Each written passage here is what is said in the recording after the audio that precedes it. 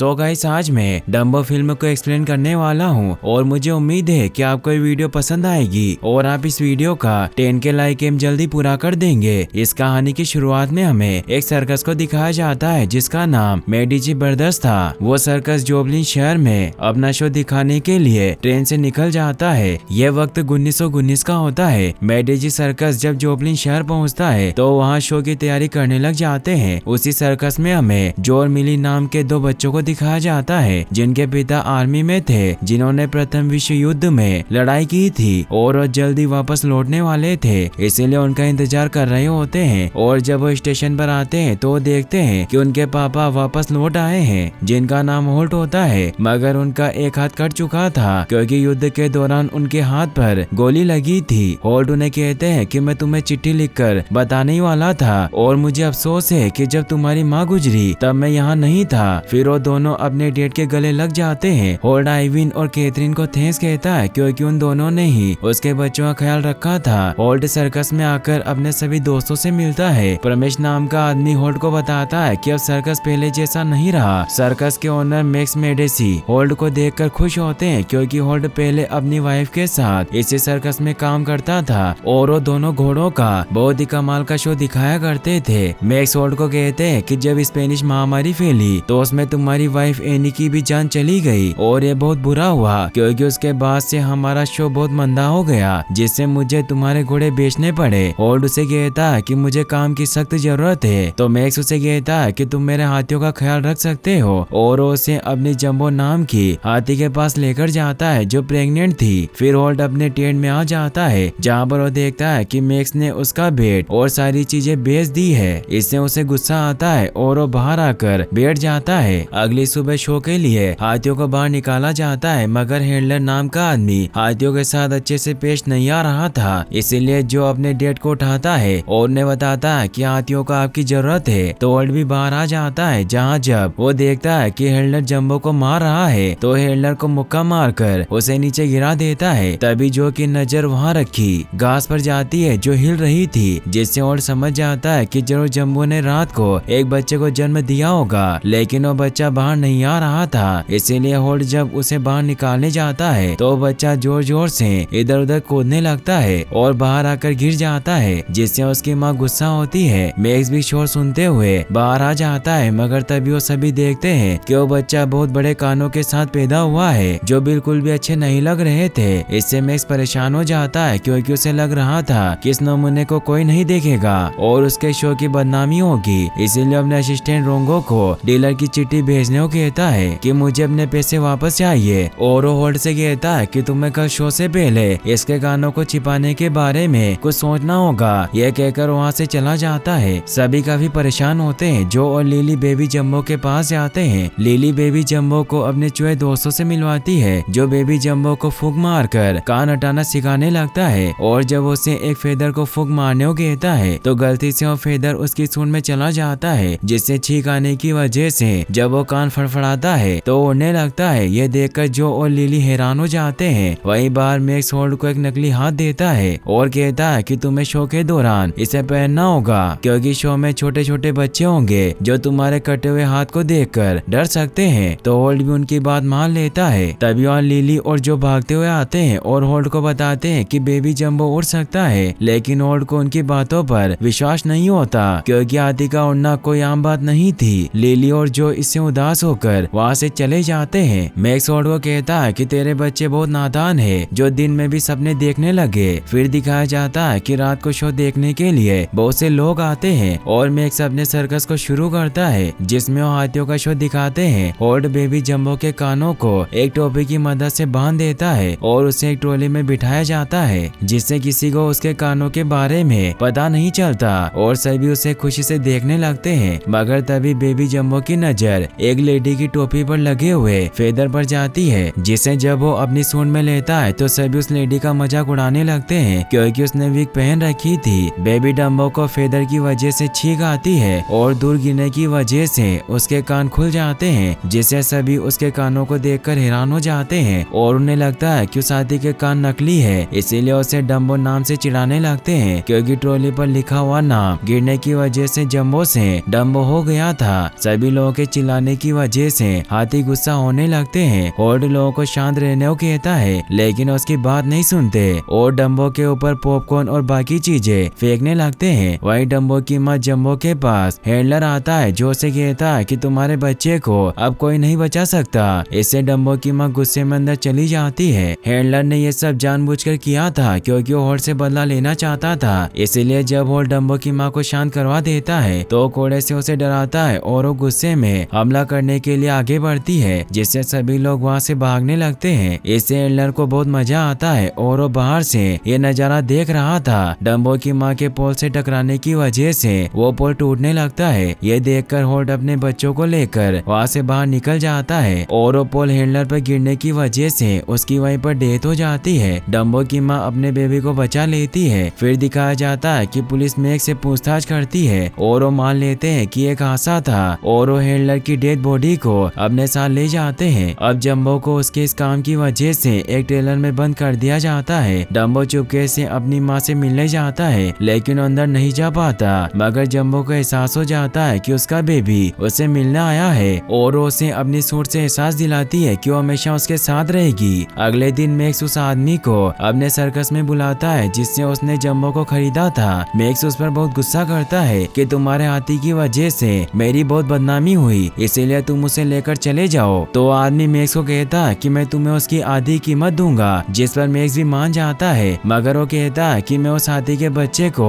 अपने पास ही रखूंगा ताकि मैं उसका जोकर शो दिखा सकूं। तो शिकारी भी मान जाता है और वो डम्बो की माँ को अपने ट्रक में ले जाने लगता है। ये देखकर लिली और जो अपने डैड को उसे रोकने को कहते हैं, लेकिन होल्ट उन्हें कहता है कि मैं कुछ नहीं कर सकता और वो आदमी जम्बो को अपने साथ ले जाते हैं, जिससे अब जम्बो अपनी माँ के बिना अकेला हो जाता है। वो जोर से चिल्लाता है मगर इसका कोई फायदा नहीं होता। रात को डम्बो जब सो रहा होता है तो लिली उसके पास आती है और उसे कहती है कि तुम भी मेरी तरह अपनी माँ से अलग हो गए। मेरी माँ कहती थी कि जब भी एक दरवाजा बंद होगा तो मेरी दी हुई चाबी को यूज करना, ये तुम्हारी हर मुसीबत को दूर करेगी और ये चाबी हमेशा मेरा साथ देती है। तभी जो भी डम्बो के लिए वहाँ पर खाना लेकर आ जाता है, मगर लिली उसे कहती है कि डम्बो उदास है और जब कोई उदास होता है तो उसे भूख नहीं लगती। फिर वो डम्बो से कहती है कि तुम्हें फिर से उड़ना होगा और सभी को विश्वास दिलाना होगा कि वो सपना नहीं था। लेकिन डम्बो काफी उदास था, इसीलिए वो दोनों वहाँ से जाने लगते हैं। मगर तभी एक फेदर डम्बो के सामने गिर जाता है और उस फेदर के वापस नाक में लेने की वजह से उड़ने लग जाता है। ये देखकर लिली और जो बहुत खुश होते हैं और वो समझ जाते हैं कि डम्बो फेदर की वजह से उड़ रहा है। लिली डम्बो से कहती है कि तुम्हें सब सर्कस में लोगों के सामने करना होगा जिससे हमारा शो हिट होगा और मैक्स के पास बहुत सारे पैसे आएंगे जिससे हम उन्हें कहकर तुम्हारी माँ को वापस खरीद लेंगे। तो जो होल्ड को भी ये बात बताने जाने लगता है, मगर लिली उसे मना कर देती है कि डैड हम पर विश्वास नहीं करेंगे। वैसे भी शो एक हफ्ते बाद है, जब तक हम डम्बो को सही तरीके से उड़ना सिखा देंगे। फिर वो डम्बो से वादा करती है कि तुम एक जादुई करिश्मा हो और हम तुम्हें तुम्हारी माँ से जरूर मिलाएंगे। डम्बो भी खुश होता है। फिर एक हफ्ते बाद सर्कस में नेक्स्ट शो स्टार्ट होता है जिसमें सभी जोकर का किरदार निभाते हैं और डम्बो को भी एक जोकर की तरह तैयार कर दिया जाता है। डम्बो को एक ऊंचे स्टेज पर जाकर आग बुझानी थी, इसीलिए डम्बो अपनी सूंड में पानी भरकर आग बुझा देता है जिससे सभी खुश होते हैं। फिर वो सभी उसे नीचे उतारने लगते हैं, लेकिन गलती से ऊपर आग लग जाती है जिससे डम्बो ऊपर फंस जाता है। लिली सीढ़ी पर चढ़कर उसे फेदर देने जाती है ताकि वो आग बुझा सके।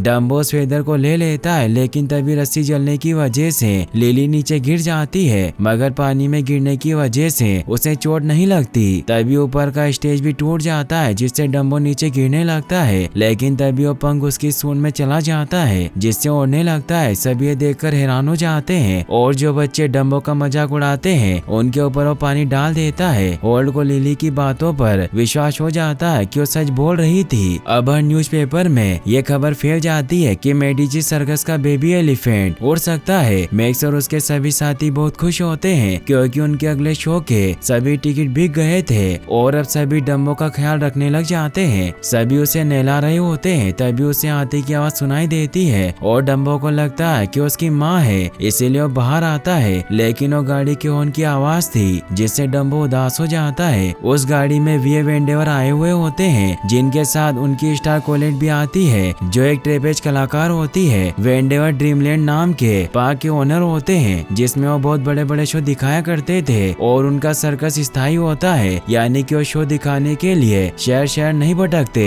बल्कि लोग उनके ड्रीमलैंड पार्क को देखने आया करते थे, जिसमें मनोरंजन की सभी चीजें मौजूद थी। वेंडेवर मैक्स से कहता कि हम तुम्हारे हाथी को खरीदना चाहते हैं, लेकिन मैक्स मना कर देता है कि अगर डम्बो उड़ेगा तो सिर्फ हमारे सर्कस में, और वैसे भी हमारा सुपरस्टार है। तो कोलेट उसे कहती है कि हम तुम्हारे हाथी को देखना चाहते हैं, तो उसे डम्बो के पास लेकर जाते हैं, जहाँ मैक्स उन्हें बताते हैं कि जो और लिली ने ही डम्बो को उड़ना सिखाया है। लिली उन्हें बताती है कि ये सब हमने साइंस की मदद से किया, क्योंकि लिली को साइंस में बहुत दिलचस्पी होती है और वो बड़ी होकर एक साइंटिस्ट बनना चाहती है, मगर वो सर्कस में होने की वजह से अपना सपना पूरा नहीं कर पाती। वेंडेवर मैक्स से पूछता है कि तुम्हें हाथी कहाँ से लाए, लेकिन उन्हें कुछ नहीं बताता। तो वेंडेवर मैक्स से अकेले में बात करने जाता है, जहाँ उसे कहता है कि तुम्हारे पास सोने की चिड़िया यानी कि वो हाथी है, लेकिन तुम्हारा शो बहुत बेकार चल रहा है, इसीलिए मैं तुम्हें अपने ड्रीमलैंड पार्क का पार्टनर बना सकता हूँ और हम मिलकर साथ में शो करेंगे, और मैं तुम्हारे सभी साथियों को भी एक घर दूंगा। तो मैक्स भी इसके लिए तैयार हो जाता है और अब मैक्स और उसके सभी साथियों को ड्रीमलैंड पार्क में लेकर जाया जाता है, जिसे देखकर सभी बहुत खुश होते हैं क्योंकि वो बहुत बड़ा था। वेंडेवर होल्ड और उसके बच्चों को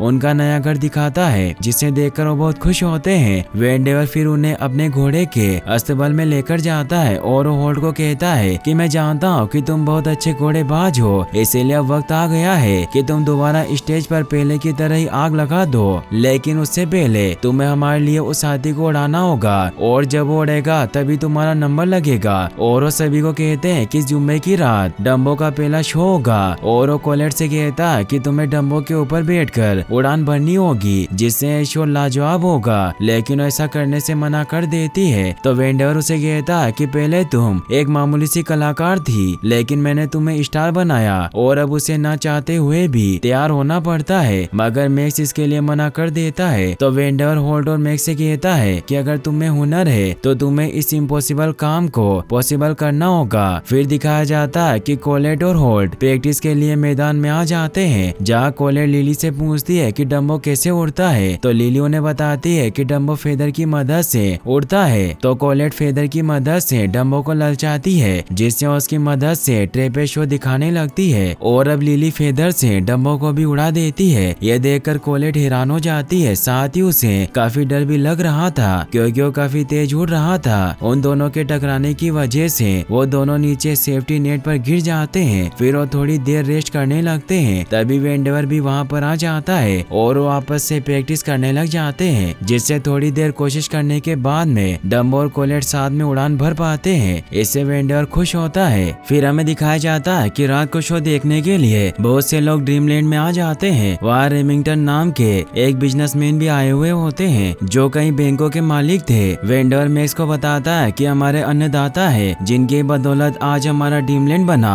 और हमने बहुत सारा लोन लिया, इसीलिए आज हमारा ये शो हिट होना चाहिए। और अब शो शुरू होने का वक्त भी हो जाता है। जब डम्बो को परफॉर्म करना था, कोलेट भी तैयार होकर वहाँ पर आ जाती है, और वो दोनों साथ में परफॉर्मेंस करने के लिए ऊपर मंच में पहुँच जाते हैं, जहाँ कोलेट जम्बो पर बैठ जाती है और उसे एक फेदर देकर उड़ने को कहती है, लेकिन पाउडर की वजह से जम्बो को छींक आती है, जिससे कोलेट नीचे लटक जाती है और वो नीचे गिरने लगती है। लेकिन होल्ड उसकी तरफ रस्सी फेंकता है और उसे पकड़कर उसकी जान बचा लेता है, लेकिन अभी भी डम्बो ऊपर लटका हुआ था और वो नीचे गिरने लगता है, लेकिन वो फेदर की वजह से उड़ने लग जाता है। तभी उसे उसकी माँ की आवाज सुनाई देती है, क्योंकि उसकी माँ यानी कि जम्बो को ड्रीमलैंड के खौफनाक टापू पर रखा गया था, इसीलिए उड़कर उस टापू में चला जाता है। सभी इससे काफी परेशान हो जाते हैं। डम्बो जब उस खौफनाक टापू में पहुंचता है तो वहाँ पर बहुत खतरनाक जानवर कैद होते हैं। उसे वहाँ उसकी माँ भी मिल जाती है, जिसे वेंडेवर ने मैक्स के डीलर से खरीद लिया था। वेंडेवर भी वहाँ पर आ जाता है, जो अपना शो खराब होने की वजह से गुस्सा था। वो डम्बो को अपने आदमी के साथ वहाँ से भेज देता है। लिली और जो समझ जाते हैं कि वो मोस्टर हाथी और कोई नहीं बल्कि डम्बो की माँ है, और अब शो बंद हो जाता है, जिससे सभी लोग घर लौट रहे होते हैं। रेमिंगटन भी नाराज होकर वापस जाने लगते हैं, तो वेंडेवर उन्हें कहता है कि आपने देखा ना, वो हाथी उड़ता है, इसीलिए आपको हमें लोन देना होगा। तो रेमिंगटन उसे कहते हैं कि हाथी तो दिखते ही गायब हो गया, इसीलिए तुम्हारा शो किसी काम का नहीं है, और वहाँ से नाराज होकर चले जाते हैं। वेंडेवर इससे बहुत गुस्सा हो जाता है। होल्ड और उसके बच्चे वेंडेवर को बताते हैं कि शैतानी टापू में कैद हाथी बेटी डम्बो की माँ है, इसीलिए हमें उन दोनों को मिलवा देना चाहिए। तो वेंडर उन्हें कहते हैं कि अगर एक बार हमने उन दोनों को मिला दिया तो डम्बो फिर हमारी कोई बात नहीं मानेगा और वो बाहर आकर अपने राइट हैंड जिसका नाम नील्स होता है उसे डम्बो की माँ को मारने के ऑर्डर दे देता है। मगर शो इंट्रोड्यूसर बेरीटोन उन्हें कहते हैं कि आप ऐसा नहीं कर सकते। तभी वहाँ होल्ट भी आ जाता है जो उन्हें कहता है कि आप उन दोनों को जुदा मत कीजिए, इससे मेरे बच्चों पर बुरा असर होगा। तो वेंडर उन्हें कहते हैं कि मैं बस डम्बो की माँ को उसे दूर भेज रहा हूँ ताकि वो अपना काम सही से कर सके। मिली से गुस्सा होकर वहाँ से चली जाती है। कोलेट भी इससे दुखी होती है और अब वो वेंडर के गलत कामों में उनका साथ नहीं देना चाहती, इसीलिए उसके पास नहीं जाती और जो का ख्याल रखने लग जाती है। वही होल्ट मिली को ढूंढते हुए साइंस गैलरी में पहुंच जाता है जहां मिली उदास बैठी हुई होती है। मिली अपने डैड से कहती है कि डम्बो को सिर्फ उसकी माँ चाहिए और फिर वो अपने डैड को बहुत सारे आविष्कार दिखाती है। अगली सुबह हमें दिखाया जाता है कि वेंडर मेस को अपने पास बुलाता है और उन्हें बताता है कि मैंने तुम्हारी पलटन के करतब देखे जो बहुत ही घिसे पीटे और पुराने हो गए हैं, इसीलिए हमने डिसाइड किया है कि हम उन्हें नौकरी से निकाल देंगे। लेकिन मैक्स उन्हें कहता है कि आपने वादा किया था कि आप उन्हें नौकरी देंगे। तो वेंडर कहता है कि मैंने वादा तो किया था लेकिन मैंने नहीं कहा कि मैं उन्हें कब तक नौकरी पर रखूंगा। और अब मैक्स की पलटन को नौकरी से निकाल दिया जाता है और वो सभी उदास होकर डम्बो के पास खड़े हो जाते हैं क्योंकि डम्बो भी अपनी माँ से बिछड़ जाने की वजह से बहुत दुखी था। होल्ट भी अपने बच्चों के साथ वहाँ पर आ जाता है। सभी बहुत उदास होते हैं। तभी वहाँ बेरीटोन आ जाता है जो उन्हें कहता है कि मैं वेंडर के गलत कामों में उसका साथ नहीं दे सकता क्योंकि परसों की रात डम्बो की माँ को खत्म कर दिया जाएगा और उसकी आखिरी रात होगी। तो इससे होल्ट को एहसास होता है कि दुनिया डम्बो के लायक नहीं है, इसीलिए हम डम्बो और उसकी माँ को आजाद करवा कर रहेंगे। तो सभी इससे खुश हुए होल्ट का साथ देने के लिए तैयार हो जाते हैं और डम्बो भी इससे खुश होता है। परसों की रात जब दोबारा शो शुरू होता है तो उस वक्त डम्बो की माँ को मारने के लिए ट्रक में लेकर जाया जा रहा होता है। उस वक्त मैक्स की पलटन भी उसे बचाने के लिए खौफनाक टापू में घुस जाती है और वहाँ की सारी लाइट ऑफ कर देते हैं, जिससे जब नील्स और उसके साथी लाइट चेक करने जाते हैं तो मैक्स की पूरी पलटन ट्रक लेकर वहाँ से निकल जाती है। वहीं शो में कोलेट और डम्बो उड़ान भरने के लिए तैयार हो जाते हैं। तभी नील्स वहाँ मैक्स के पास आ जाता है और उससे अपनी पलटन के बारे में पूछने लगता है और वो वेंडर को बताता है कि डम्बो की माँ गायब है। तो वेंडर उसे कहता है कि टावर को इसके बारे में खबर कर दो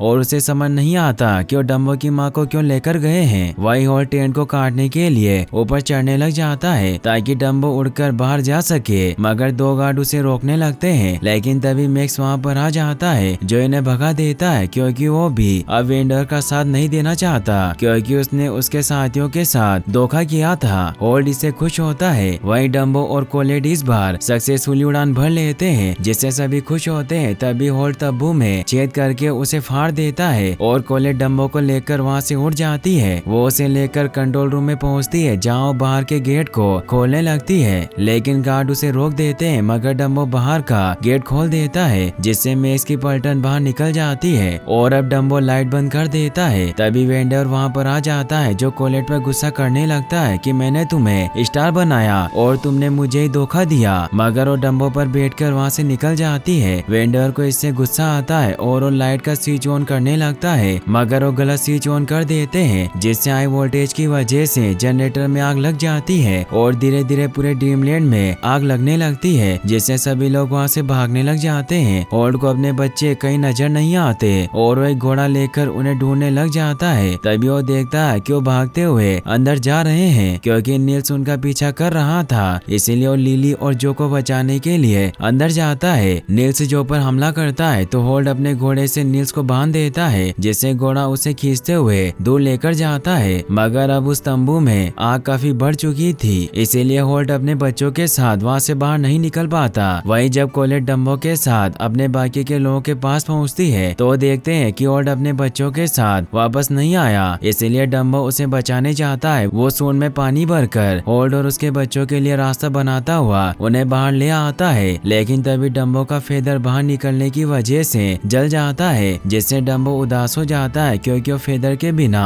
नहीं उड़ सकता था। तभी वेंडर उन्हें पकड़ने आने लगता है, इसीलिए होल्ट डम्बो को विश्वास दिलाता है कि तुम बिना फेदर के भी उड़ सकते हो, लेकिन डम्बो को विश्वास नहीं होता। तो लिली उसे अपनी माँ की चाबी दिखाते हुए कहती है कि इस चाबी से मुझे हिम्मत मिलती है और मैंने तुम्हें कहा था कि मैं इससे हर दरवाजा खोल सकती हूँ, लेकिन ऐसा कुछ नहीं है और उस चाबी को आग में फेंक देती है, जिससे डम्बो को भी विश्वास हो जाता है कि फेदर से कुछ नहीं होता। होल्ड अपने बच्चों को डम्बो पर बिठा देता है और ने कहता है कि डम्बो पर हम 3 नहीं बैठ सकते, इसीलिए तुम इसे बंदरगाह ले जाओ, मैं जल्दी वहाँ पहुँच जाऊंगा। और डम्बो बिना फेदर के ही अपनी उड़ान भरता है। वेंडर के लोग उसे नहीं पकड़ पाते। होल्ड अब एक घोड़ा लेकर वहाँ से निकल जाता है और अब ड्रीमलैंड पूरी तरह से बर्बाद हो चुका था। मैक्स उसका मजाक उड़ाता है। वहीं अब डम्बो और मैक्स के साथी बंदरगाह पहुंच जाते हैं जहां से शिप निकलने वाला था। वहां डम्बो की मां को उतारा जाता है। डम्बो अपनी मां से मिलकर खुश होता है और कोलेट भी लिली और जो से मिलकर खुश होती है। तभी होल्ड भी वहां पर आ जाता है और अब वो सभी डम्बो से विदा लेते हैं और वो डम्बो और उसकी माँ को शिप से भेज देते हैं। फिर हमें कुछ दिनों के बाद का सीन दिखाया जाता है जहाँ मैक्स ने अपना मेडिजी सर्कस वापस से शुरू कर दिया था, मगर इस बार उन्होंने सर्कस का नाम फैमिली सर्कस रखा था, जिसमें उसकी पलटन अपने अलग अलग करतब दिखा रहे थे। होल्ड भी अब अपनी घोड़ेबाजी का शो दिखा रहा होता है और उसने एक नकली हाथ भी लगा लिया था। कोलेट भी होल्ड के साथ ही अपना ट्रेपे शो दिखा रही थी, क्योंकि अब वो दोनों एक दूसरे को पसंद करने लगे थे। वहीं फिर हमें डम्बो और उसकी माँ को भी दिखाया जाता है जो अब जंगल में पहुंच गए थे और वो दोनों अब खुशी से वहाँ रहने लगे। डम्बो मजे से उड़ रहा होता है और यहीं पर इस मूवी की हैप्पी एंडिंग हो जाती है। और गाइस, अगर आप ऐसी ही एनिमल की वीडियो देखना चाहते हैं तो आप एंड स्क्रीन पर क्लिक करके इस वीडियो को भी वॉच कर सकते हैं। साथ ही इस वीडियो को लाइक और चैनल को सब्सक्राइब करने के लिए आपका तहे दिल से शुक्रिया। Thanks for watching.